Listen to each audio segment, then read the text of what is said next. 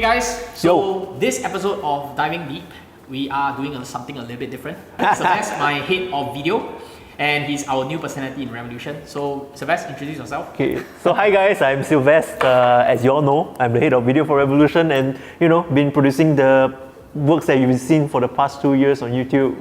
With my team here, I need to shout out to Hafiz and Alicia just here. They're behind. Shout out. Yeah, because I'm not behind the camera now, so I'm in front now. How do you feel being in front of camera now? Finally! Oh my god! After 2 years, but I've appeared in a few like 2 or 3, right? I think this is the first official as a presenter. Cool. So basically, Sylvest is a new watch collector, right? And basically he wants to know more and educate himself more on watches. Oh, just about that, I've been reading the comments on YouTube about Constant, not speaking too much, sounding like a sidekick to Wei. But let me tell you, this guy, he's gonna show you his full potential right now because I know shit. You know nothing, Jon Snow. He's gonna give me a crash course, basically. Yeah. Yes, I understand, right? Not everybody is an expert of everything. But today I'm gonna showcase my expertise. And my expertise are on vintage watches and vintage Rolex in general. And today, the whole point about this episode of Diving Deep is to educate you guys, especially for people like Sylvest, that wants to know more about, let's say, the history on the transitions of certain popular models. And today we are going to talk about one of the most famous watches of all time, which is the Rolex GMT-Master. So Sylvest, what do you know about the Rolex GMT-Master? I know at least a little bit, right? Okay, because sure. I've been creating content for you guys, I gotta know at least a little bit. So, GMT, from what I know, is an extra hour hand in which you can set your home time, and then you can of course have your usual timing wherever zone you are in, and then you can just and then you can just look back. Oh, it's this time at home, so something like that. I mean, you're there, right? I mean, the idea of a GMT basically is to track 2 time zones. Okay. Right. So you're pretty much right. Home time and normally travel time. So let me tell you about the retrospective on the GMT Master. So first, I'm gonna talk to you and bring you through the whole evolution of the GMT Master. All right. And then secondly, I also want to mention the different calibers which makes the watch. Oh, it like the movement. Yes, the movement. Yes. Oh, see, right. I know. Yes. I know. Shall we jump into it? Yeah. So the first GMT Master was launched in 1954. It was the reference 6542. It was in collaboration with Pan American Airways. And Pan American Airways basically wants a tool for their pilots so that the pilots are able to read different time zones because they're flying between different time zones. Oh, okay. Right? So it makes sense, right? So So that means all the pilots now should have a GMT, so we don't have flight delays. Honestly, now with phones and everything, you don't really. Oh yeah. Okay. The GMT was made for that and for all the pilots to be able to keep track of different time zones. 1954 was the launch of the 6542, right? But the first ever GMT with proper time zone calculated watch, right, was not the Rolex GMT Master, but it was actually a brand called Glycine, a Glycine Airman. They came up with the very first watch with a 24-hour hand. So the 6542 was launched from 1954 and it was introduced all the way until 1959. So it was a very cool watch because it was the first GMT Rolex ever made, of course. It was in 38mm. And it also comes with a full radioactive primitive plastic GMT crystal on the GMT rotating bezel. Radioactive? Yes, radioactive, and we call it the Bakelite bezel. So those bezels are basically luminous on their own. So radioactive actually can glow themselves, right? They don't really need to absorb power like the later applications. Right. So, but because of that, right, the bezels are in very rough shape because of the radioactive and because of the aging of the plastic. So, a 6542, to find one that is in original condition with the original Bakelite bezel in good condition is extremely difficult. And they are so rare, they are not made in like today. They are made with a very limited quantity. And those in great condition are sold very high in auctions because the Bakelite bezels tend to crack. And if you do any wrong to it, you might just destroy and I guess that's one of the reasons why Rolex wanted to transition to the next model. But one fun fact about 6542 is that in the 1964 James Bond film, Goldfinger, a 6542 was on the wrist of the character Pussy Galore. Huh? What? Yeah, Pussy Galore. Honestly, it's before we are born. Okay. You gotta get cancelled for that if you. So PU55Y Galore, alright? And it was on the actress Honey Blackman. Is it? and it was known ever since as PU55 Galore, basically, nicknamed by the collectors, right? So and that's the end of the 6542, and 6542 itself was, as I mentioned, was not very robust, and it was only like there is pretty much no water resistance back then. So you like it wasn't fall into the sea, your watch is gone. Yeah, if much, you can swim, your watch is gone. I mean, if you fall to the sea with a plane, then most probably you die also, right? Yeah. The watch die with you. Right. So subsequently, in the next transition, which is a very important reference, you gotta take note of this. It is the reference 1675. So 1675 was the very first. Oh, okay. Do you know what crown guards is? Yeah. I do know what's crown guards. It's just to protect the crown. Yes. Right. So but it kind of makes it look cooler also. You're right, because it's actually more of a beefed up 6542. It is now in 40 mm. Right. And I have actually two examples here that brings pretty much cover the whole transition of the 1675. So as I mentioned, 1675 was made from 1959 all the way to 1980. So you're talking about a 21 years of production, all right? And it was a long production. And between that 21 years, many things changed, all right? Understand, yep. So the very first 1675 is this. So I have one here. This is a Rolex GMT-Master 1675 from 1960, and it comes with the very first generation of crown guards on the GMT-Master, which is the eagle beak crown guards. Right. Or we call it the pointed crown guards. So it looks like a beak at the side. Right? Cool. So these are the very first archetypes of crown guard designed by Rolex for the GMT-Master. That's cool. Yeah. What's interesting about the 1675, right, is that it comes with two different transitional dials. So we have the 1675 gilt dials, which are gold signature, so Rolex, everything, certification, all in gold writing, and it comes with a beautiful black lacquered looking dial. But it's not really black lacquered, it's actually through a galvanization technique, and that's the signature of that. And of course, there is a couple of transitioners, and these are actually highly collectible as well, because gilt dials are only made from the 1959 and ended in 1966. Right, so this watch is in 1960. This is more of the early ones, and subsequently there's transitionals, gilt dials all the way to 1966, and it ended. Can I just say, look at that bezel though. Yeah. So it's a crazy bezel. And subsequently, in 1966, Rolex have actually perfected a new technique and an easier produce, more legible dial. So I have a 1675 here from 1972 with a matte dial. So what's different between the gilt and matte dial is because first thing is the name. Matte dial means that the watch is made in a matte texture. Right? And everything, the signature wise, changed from gold into white now. Right? Wait, did the price change? No, actually. I don't think so. Yeah, but the production wise, it makes more sense because the matte dials are easier to produce, it's more legible, and back then you must understand, watches are not luxury, watches are meant to be used for professionals, and these are what a lot of the feedbacks of the pilots, they say they want something that is easier to see, and basically a matte dial is easier to produce, it's easier to service, so it makes sense for production for Rolex, and hence these are the matte dials, right? And the introduction of matte dials. So these watches are made from 1967 onwards. They have the matte dials all the way to the end of 1675, which is 1980. Basically, after this, the 1675 was discontinued, and in 1981 they released the 16750. Yes, so 16750 was the first ever 5-digit Rolex. Right. So why is it? It's I also don't know why between the 4 and 5. Why not 1? There's actually reasons. The 0 is actually at the end means that it's made in steel. That's new. So in 1981, they launched the 16750, and the difference between the 16750 and the 1675 is that now it has 100 meters of water resistance. Now you can survive. The watch can survive with you. Yeah, right. So 100 meters of water resistance, and also it comes with the very first time a quick set date. So it's much easier to just... Yes, you can set the date now already. Quickly set the date. Also, so one thing about this is, right, earlier examples, right, the date will need to be set to go round and round and round and round in order to catch the correct date. But a 16750 solved that with a quick set function now.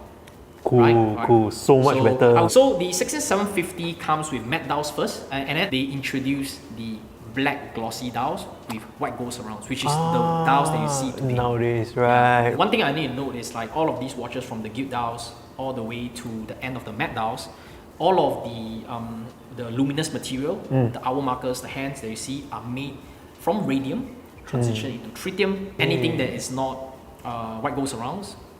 anything that is not superluminova back then was all radioactive material. Understood. Just getting, I think, safer and safer lah. Change, yeah. right? So the 16750 was the first GMT Master that features the quick set, and it was also the last GMT Master that features a matte dial. One really interesting thing about that is like in between, in 1983, Rolex actually launched the very first time a watch that has the Coke bezel. Oh. So always, right, GMT Master always have this, it's called a Pepsi for a reason, because it's red and blue, and right? red, yeah. Red and blue is not because it's Pepsi, it's because the red signatures the day, okay, and the blue signatures the night. Oh, I didn't know that. I always thought it was like Pepsi. No. Yeah, I mean, the nickname is called Pepsi, but it's actually the difference between the 12 hours, the day and the night, right? So when your 24 hours reach, you know instantly it isn't day or night, right? Okay. So that, they introduced the very first Coke bezel, funny enough, that features the very first independent hand.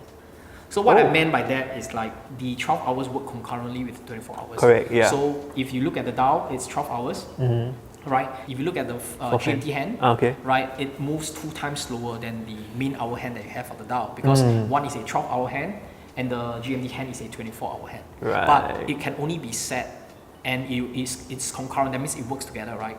So it depending on the 12 hour, the 24 hours move along. Understood. The GMT Master, but it was the archetype of what comes later, the GMT Master II. Okay. But it comes with the very first independent GMT hour hand. That's why all of the GMTs that you see today, you can set the GMT hour hand independently instead of concurrently following the 12 hours, 12 or 24 hours, right? You can now set that time zone concurrently, and that's why the newer GMTs with that, technically you can track 3 time zones. Oh, wow. Yeah, 3 time zones.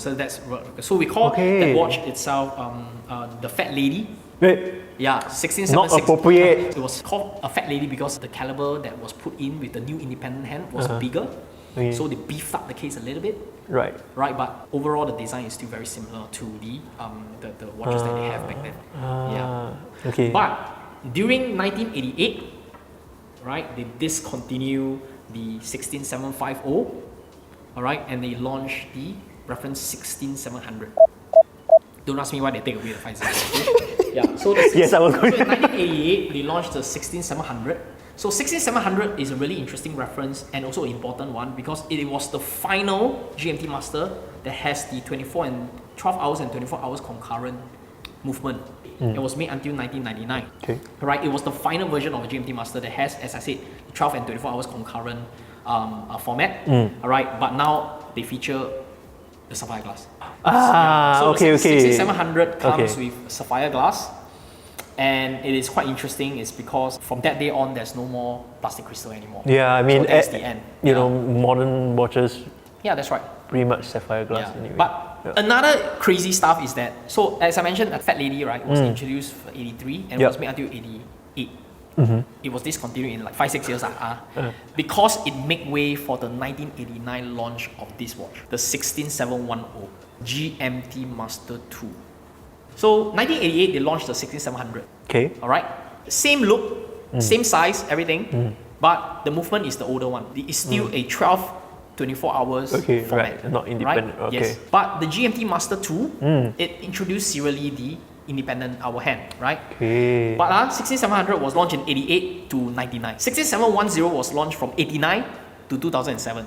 So you have 2 different GMTs with different formats throughout the same production, you know. But why? Yeah, nobody really understand why, to be honest, which makes the GMT Master actually more superior in terms of function than the 6700, right? Yep. But the thing is, nobody really knows. But one theory that we have is that it is a cheaper option for people that wants to buy a GMT.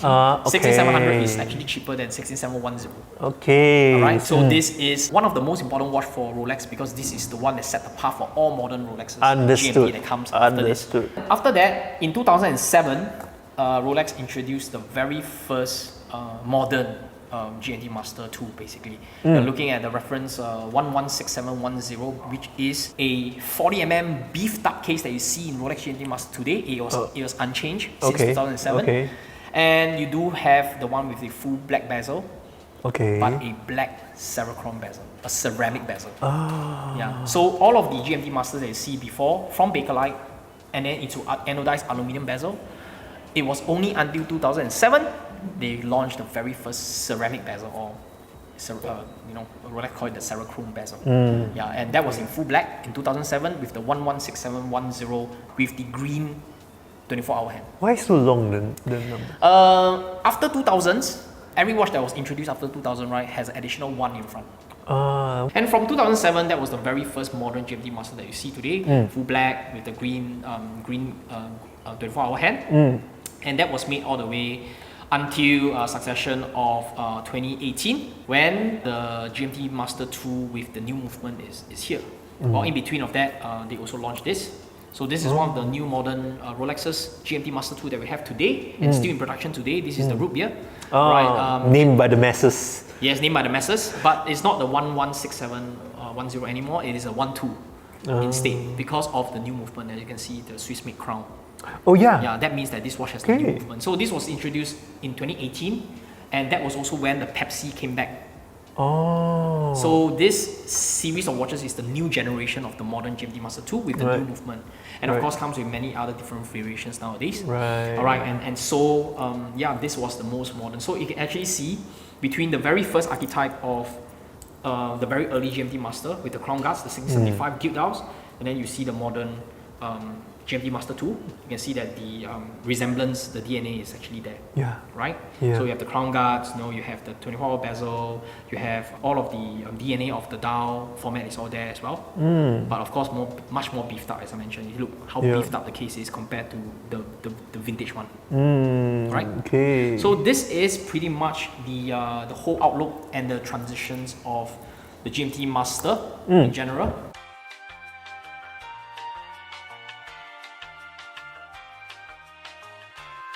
And the reason why case size changes over time. Right? I see. Okay. You get it so far? Yeah, I get it. It's, Right. Wow. Solid. Yeah. Solid information. Now, let's go into the caliber. So the very early 6542s comes with the caliber 1036, right? With the additional 24-hour hand. Okay? 1036. Yes. Okay. It was improved to, at the end of 59, with the caliber 1066. With the 1675 introduced in 1959, Rolex introduced the 1500 series calibers.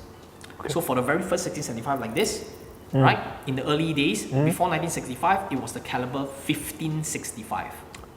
Okay. So 1565 are a more robust version of the 1000 series. The 1500 series is actually Rolex, in my opinion, one of Rolex's best movement. That's why it's still running today. Because it's so robust, and it creates the DNA and template or blueprint for all of the Rolex calibers that come after. It was all built based on the 15,000 series caliber. And this is the first representative, the 1565, all right? So after that, it's interesting because in 1965, Rolex improved the 1565 and named it the 1575. The only difference with the 1575 is that it has higher bit rate. So the older models have like 18,000 vibration per hour. The 1575 comes with 19,800 vibration per hour. So in a way, it's more accurate. Okay. The bit rate is higher, right? Okay, but I like to see, it cross smoothly also. Yeah, the second hand. It's definitely more smooth than the older ones. But honestly, in today's standard, it's still not very smooth. Not like Grand Seiko, right? Hey, shout out. Oh shit, shout out Grand Seiko. Yeah, so basically the 1575. So in 1971, in the midst of the production of the Met dials, Rolex improved the 1575, still naming it the same, didn't really change it, but now feature hacking seconds. Oh, wait. What's the meaning of hacking again? So hacking second means that when you pull out the crown to set the time, the movement stops the second hand. Okay. So it means it hacks the second hand, right? That helps to for the user to accurately set the time to the seconds. Right. And after that, hacking seconds appears in every single watch that comes after that caliber. So that's important. So after 1575, it was made for the 1675 Met dials all the way to 1980. So 1575 was discontinued. Okay. And it introduced a new caliber, the 3075, which was featured in the 16750. Oh. Right? Okay. That movement is very important because it features the very first time the function quick set date. Yes. Okay. So finally now you can quickly set the date independently. Yeah, yes. and no need to like. And that's why that model was very popular. The 16750 was very popular because everybody hates setting the fucking idiot, right? Like this one is... Dude, same, right? So that was the 16750 features the caliber 3075. Much more robust, much more improved, but comes with that quick set date. And then subsequently, of course, the caliber was used in the 16750 all the way until the discontinuation of it. Okay. And introduced the very last GMT Master, which is the 16700. Okay. The one that features the sapphire glass. Yes. Alright, that actually has the caliber's 3175, which is a more power reserve, more robust, and basically a modern movement. Of course, with the times it has series, too. Yes. Yeah. So the 3000 series was what Rolex is still using today, bro. Oh. They're still using the 3000 series today, but of course with more, as I mentioned, Rolex is a brand that do concurrent improvement, little bit, right? It's not like crazy breakthroughs. But if you accumulate all of them through the years, then it's actually quite substantial, right? So we ended, the 3175 ended with the final GMT Master, which is the 16700. Got it. So as I mentioned just now, in between of the launch between the 16750 and the 16700, there is a fat lady, right? Yes. It was launched in 83, right? Correct. That was the first archetype of the GMT Master II. The the GMT Master and GMT Master II, the difference between the 1 and 2 is the independent 24-hour. Correct, like what you said just now. Yes, that's right. So the very first independent hour hand was introduced with the caliber 3085. So instead of 75, which is concurrent, 85 comes with that independent hour hand. And the fat lady was the one that has that. Understand. And that was made for 6 years, 5 years, 6 years, until 88. They discontinued and then they have a new caliber, the 3185 on this. Okay. Yeah, and finally this is the proper serially produced independent hour hand GMT Master II, right? So it's the 3185. And after that, of course, after the 3185, you have the most modern caliber, the 3285. Okay, what's the difference? The difference is, of course, the 3185 caliber, right, was used in the 2000s GMT Master all the way until 2018. And then they launched the 3285, which has now 70 hours of power reserve. And then you have a lot of the in-house patented Rolex technology, like the different silicon spring, the shock absorber and stuff like that. Okay. So just improve it. Improve it a lot. Yeah. And 3285, honestly, right, it's the best movements for GMTs until today. Out there. I mean, it's still in production today, but it's the best. Right. So the evolution is like that. So you have the Series 1000 calibers. Correct. You have the Series 15,000 calibers. Okay. Then you have the Series 3000 calibers. And you now skip the 2000s. Yeah, I don't know also. Just to make it seem like maybe odd numbers only. I'm not sure. I don't know, bro. I don't know, right? Okay. And then 3000 calibers. Okay. And then finally, still using the 3000 now is the 3200 calibers, right?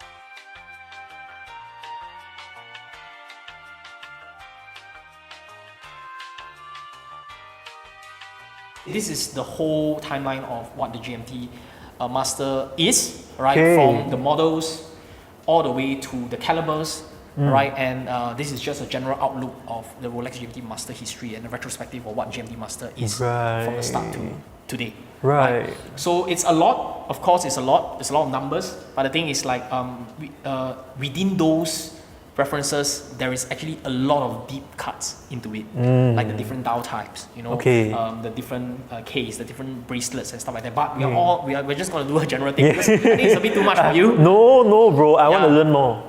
Yeah, definitely. So I hope that is useful for new collectors. That also there are collectors that want to understand more about history of GMT Master, and we can do more in-depth ones maybe next time. But for now, I think this is I feel that this is good enough. Yeah. But I mean, this will be a series anyway, right? So with this being the pilot, I hope that you guys will like it and also learn as much as I did during this this conversation. Right. Yeah. So that's it. So we are going to launch a new video every Saturday now. Yes. Alright, and we hope to bring you more educational content like this. Yep. And more fun content, of course. So if you guys like our content, please like, share, subscribe, and follow us.